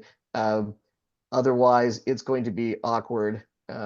It's going to be challenging to wear without a lot of weird fiddling or a lot of duct tape. I definitely think this is part of what you would brief the contestants on. Yeah. And that is why the Maidenbauer briefing is so far in advance of the actual contest. And logistical things like that we can take care of offline, since it only really is applicable to a couple contests. But it is good to think about, and it does sort of segue into one of the questions on timing. So it says timing will commence on the first sound or first attempt to communicate with the audience, even if it is not part of your presentation. For an online contest, how do timers confirm first attempt to communicate? And so I find that this is also applicable for the technology bit that we just talked about with the microphones. So at the convention in the Bahamas, we had Zoom contestants and in-person contestants. So it was a hybrid contest. And each contestant, as their first utterance, they would say, "Thank you, contest chair." And then the contest chair would say, "You're welcome," to acknowledge that there were no technical difficulties. You didn't have to enter into that, window of let's fix this. And we did have a technology issue in person. And so it was great that they had that for both the Zoom and the in-person people, that chance to communicate before the timing of your speech started. And you just have to explain that as the Toastmaster or the contest chair, whoever's actually running the contest and introducing the candidates ahead of time, to let the audience know. You'd let your judges know in the briefing, obviously, and the contestants know in the briefing. But that's a really good point. Anything to add to that question, Michael? I think one thing that I'd seen in a number of Zoom contests was the contest Toastmaster would have a set procedure of, okay, it's like our next speaker will be, and can we get a mic check to, or something along those lines, so they can speak, so they can confirm that they are in fact being heard. They're not stuck on mute, or something has gone wrong with their Zoom setup. And that's what this effectively does, is you say, "Thank you, contest chair." And that's your mic check. And then, of course, you'd have the standard. Go ahead, Caryn. Yeah, but I think when I was showing you the script that we used last year for Marty, that was built in as well. That's a good suggestion. Go off of that. It gives an opportunity to confirm that there's not a tech issue, but also still preserve the appropriate introduction. It's like speaker, title, speaker, or in the case of the evaluation contest, speaker. So I'd like to add to that, though, that it's still a judgment call, that whether it's in person or in Zoom, you might have verified all that and even that extra stuff of the Toastmaster saying you're welcome, but it still doesn't start until the No. speaker actually starts speaking, and it's a Yes. judgment Oh, call. Or engages. If, right, that's Yeah. that's what I'm Any saying. And utterance, yeah. Yeah. right, If if you're doing wait, hold on, some sort of weird, let me finish. all right. Yeah, so when they start speaking or they give other indication that the speech has started, Yeah. which like Michael's saying, it could be gestures, it could be moving some way, and that's just going to be a judgment call, and the Yeah. timers just have to just be aware. Okay, we have one more question. Do all contestants need to be present before the contest starts? Who wants Yes, they need to take be that there one? for briefing, contestant briefing, and also to make sure that everyone knows in the contest that their speakers are actually present. And they don't have to be hunted down and found. It's yeah, definitely be there for the briefing, because if you're not and you're missing from by the time that the contest officially starts, you are disqualified because you are not present. Right. Karen. So, I- I guess Actually, yeah. go ahead, let, Karen. let Caryn go. She's got the Okay. rules. So, yeah, so I was just looking at I just read Hmm. about this in the rules. So if the contestant does not show up for the briefing, an alternative so the second place person could stand in the briefing and compete. However, if that contestant does show up before the beginning of the contest and makes him or herself known to the Toastmaster, or to the chair, I guess, to the chair, then, and also agrees to waive the briefing, then that person can compete. Okay. Right. They do have to agree, though, to waive the briefing, and they still, Right. based on the question, the wording, they do have to be there before. Well, yeah. So Yeah. what Michael said is still true. Yeah. It's Mhm. just, we hope that they are there for the briefing, but if the briefing is on Zoom,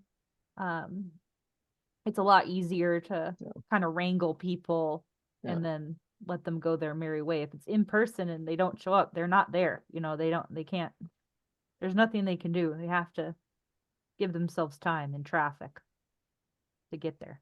Yeah. I had a case of somebody showing up and saying, "Oh, I was supposed to be competing in here. Is it too late?" Well, we were doing 2 contests. The contest was over. I'm like, "No, you're too late."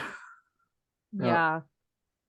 And it And also goes for how long your contest runs, because I had a contestant that had to leave because the contest was running so late, that she had a prior appointment, so she stayed as long as she could, but she couldn't stay long enough to actually compete in the contest. So doing your calculations on how long the contest will take is super important, not just for you, but for everyone coming Mhm. and who's involved.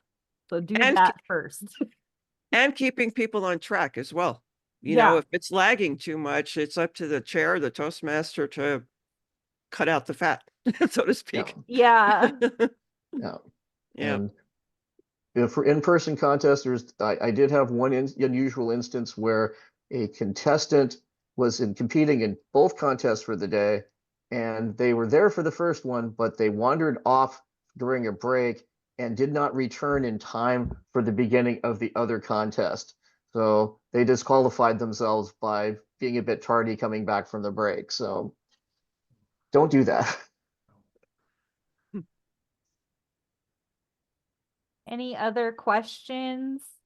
Or if not, we can stop the recording and Colt have a question? oh, Not a question, but just a personal experience from what you were talking about. Because I'd signed up for a club contest, and then unusually on a Thursday, I was scorekeeping some hockey. I let them know that and rushed over as fast as I could. So they actually waited for me to come back before starting, which was very generous of them.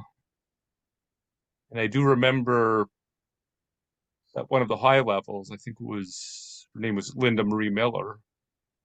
in one of her contest speeches, she talked about where she had a flight delayed and was really sad about it, and then found out when she got home that the club delayed the contest to the next day. It was something that really meant so much to her. There's a couple of thoughts there. I would say in most cases that would be highly unusual to delay or reschedule an area or above contest. I know every year somebody asks you to Right. because of a trip or something that happens, and what we're told to do is to just be sincere and empathize and say no. Yeah, I think there's a lot of leeway for what clubs want to do, Yeah. but Mhm. once we get to the area level, Yeah. that's not so much. Yeah. Again, my personal experience was at club level. Yeah. Yeah, club levels can Yeah. kind of do what they want, but area Yeah. level, that kind of thing's not going to happen. This highlights why it's important to have the notification of contest winner being sent to the next level, so they actually know who all is in the order. So if somebody can't make it, the person who came in second or whatever from the previous level can sub in for them. If you don't have that information, it can be very disconcerting for a contest chair if they have missing contestants. Yes, Linda? I would also say for the division contest that I think it's important to schedule that, be conscious of the timing on that, because there are people who are coming from their workplaces and not everyone can easily get the time off. I've been involved in a contest where the person was stuck in traffic, and it's difficult to be aware of, but you also don't want to start at 8 o'clock. So finding that balance between the two is challenging. Yeah, I because think even it's if you too- want to get it out of the way at 8 a.m., your contestants might not be able Might to not. get there at 8 a.m. So think about everybody, not just yourself. You're picking this information. And The I date. think it's interesting that the two advancing, you have the normal two advancing from the area to from the club to the area. But I noticed newly that two advancing from the area to the division. So the Only in division, 3 divisions though, B, C, and G. And it's because we've lost a lot of clubs, okay, Bob, so it's based on the number of areas in a division Ah. or clubs in an area. Okay. So because we've lost clubs and then Oh, that's such lost good. areas in our district, that's why we're allowed to do that. Oh, okay. But that just means we're gonna have 3 very long division contests. Yeah, the chairs are going to have to be aware that they They have know because more. they voted for it. Good. They Good. were there. Well, yeah, it's their issue. I mean, they might not have voted for it, but they were outvoted. Somebody voted for it. Yeah, Yeah. the majority voted for It it. is the way you go. It's like pathways. It's the program now. Deal with it. Bob, Pathways is the future. The future is now. Embrace the future. I do. There are plenty of other people who are Okay, gonna okay, still- let's get back on Let's get back on contest. track. Yes. Are there any other questions before we completely digress? Yeah, or Because- anything that needed expanding or clarification or. Okay. I have a question. Actually, Oh, I we do have a have one. couple. How do you go know ahead. what to delegate to who?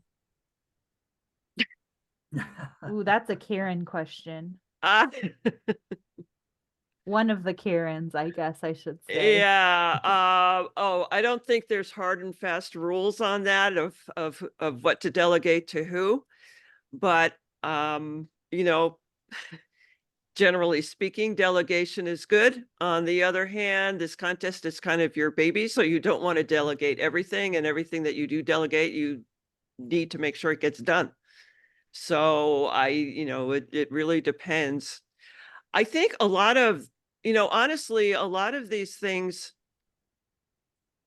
if you're going step by step, don't really need to be delegated. I love Bob's idea of delegating, finding a venue, that kind of thing. You could maybe delegate things like training the roles or get people to help you find people. But I don't know. I think a lot of it you will end up doing yourself, but if you do it step by step, it's not that overwhelming. Definitely don't be the chair and the Toastmaster. You want to find somebody different to be the Toastmaster. Right. And if you're Um, doing food, delegate somebody to do. But the qualification on delegation is that you can delegate the authority to something. You can't delegate the responsibility. You are Mm. still ultimately responsible, but the working of it, the authority to do it, yeah.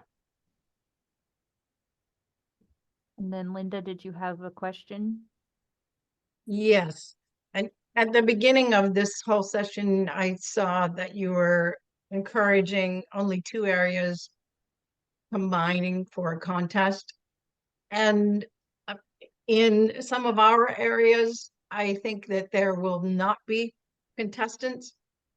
So is that a hard and fast, only 2 areas per contest, or is it take a look at what clubs are going to send contestants and then assess your timing from there? So I think you have to plan for potentially having contestants, and you won't know because you won't know that. You won't know your contestant load until the end of February, and you need to get your area contest on the calendar before that date, so people can start planning that that's the date that they But need to be available. I think she's saying though that she knows ahead of time that certain clubs are If just you not going. know, if you know already, then you can plan accordingly. We are Yeah, I in know one of my clubs cannot send anybody, so. Sure. And as the area director for, your area, you'll know more than me, which clubs are sending one. We are incentivizing this year that if you send a contestant from your club to area and a helper to any role, like any level, then you'll get $50 D2.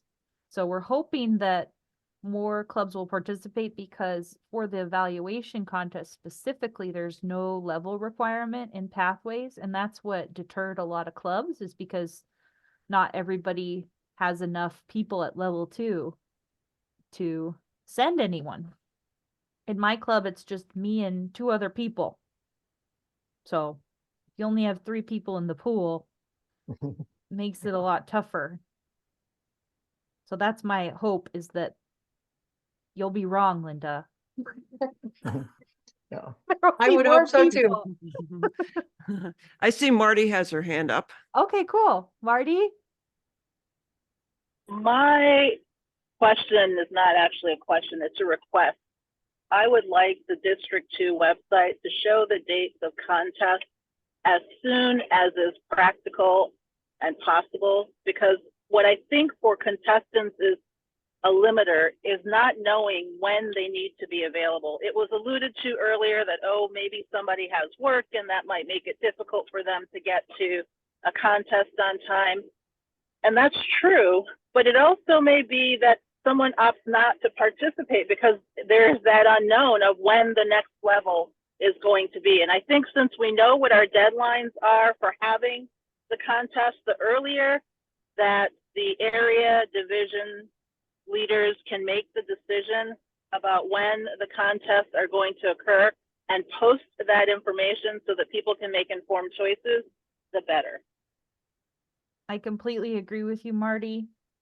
I can see a lot of head nodding, and I do have a meeting with the district executive committee on Wednesday.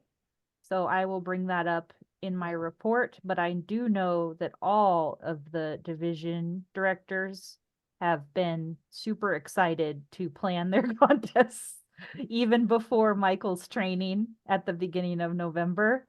So they are all enthusiastically looking for venues. So be looking at the D2 calendar because those will Yeah. be coming soon.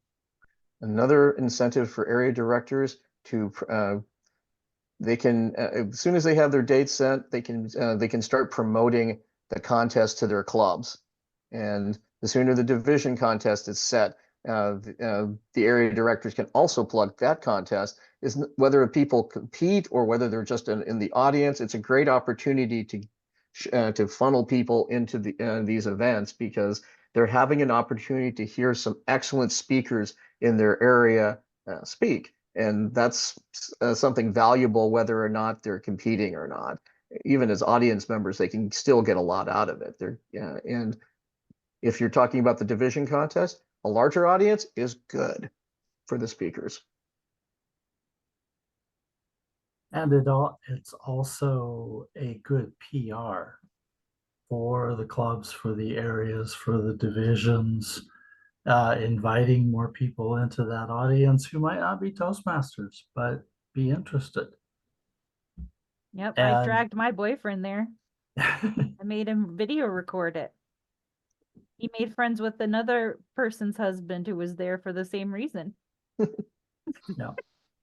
And what I've been encouraging people to do is consider it as an educational experience. Bring somebody along who can give you a written feedback and count it out as a project. You can do it as a project. So there's a lot of trying to incentivize more people.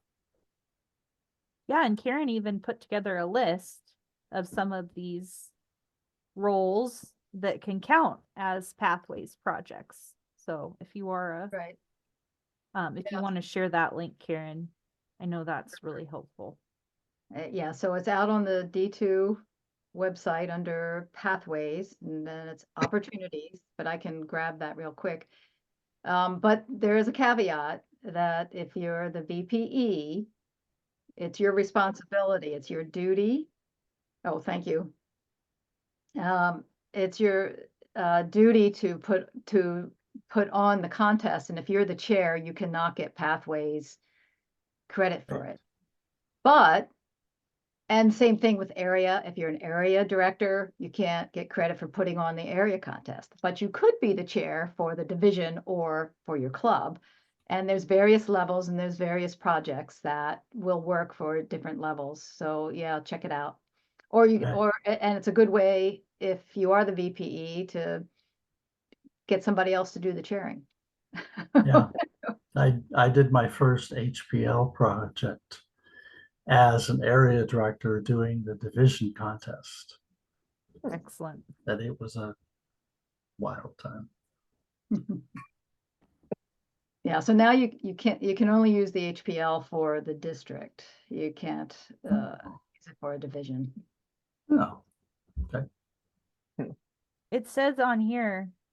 Does it say division? No. Oh no, not for HPL district. Yeah. You're right. All right. Any other questions before we bring it back? Any other last words of wisdom from our panel? Have fun. Yes, have fun. Yeah. And again, that we conveyed a lot of information, but it's really, if you just sit down and go step by step and keep yourself organized, it's so doable. It really is. And it's kind of fun just to meet a lot of people. I would say, you know what? I guess I would recommend one thing is to try to get out there and maybe visit other clubs and take opportunities to meet Toastmasters outside of your own club, because now is a good time to start meeting people that you can ask down the road. Could you be a timer? Could you be a ballot counter? It's so the more people you know and the more you get out there, the easier it is to fill all the roles. And make sure and tell people, being a ballot counter, it's fun. Would you like to do this? Timer, ballot counter, they're great jobs for people who are just getting their feet wet. Yeah. So get your newbies involved.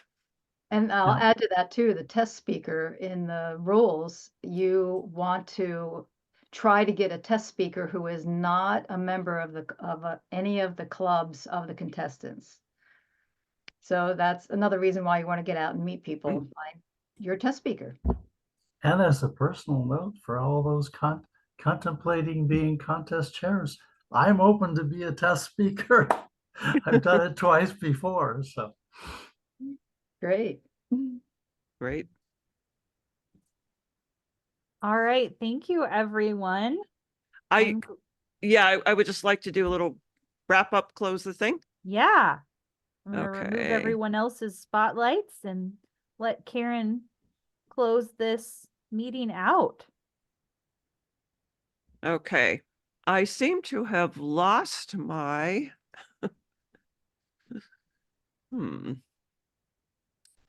All right. Well, I had a last slide that I seem to have lost, so that's fine. I would just like to say that, first of all, everybody, thank you for coming. It was just great having you and seeing the interest. And if you're interested in helping out at any contest, not just necessarily being a chair, but just taking on a role, Sarah, if you would put your email address in the chat, please email Sarah and let her know. And let her know also what club you're in, or the area or division if you know it. And so she can help steer you towards the area directors and the division directors who will be looking for help. And, you know, the more the merrier. So thank you, everybody. And Sarah, did you have anything you wanted to, as the PQD? Just thank you, Caryn, for putting this training together. This was awesome and super valuable. I'll be putting the recording on YouTube for everyone who couldn't attend this morning. And then everyone who's here, you can watch it once you start to get stressed out in January. And then reach out to us with any last minute questions, because we're here to build community. And as you see, people are putting their emails in the chat. So please do copy our emails and reach out to us, because we would love to hear from you and help you out. So with that, thank you for coming. I'm going to stop the recording and then we'll do a feedback survey. Thank you, Sarah.